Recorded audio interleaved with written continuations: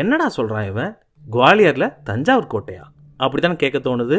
ஆமாங்க, இங்கே தான் பொன்னியின் செல்வனோட நிறைய காட்சிகள் எடுத்திருக்காங்க. இந்த கோட்டை பார்க்க அவ்வளோ பிரம்மாண்டமாக இருக்குது.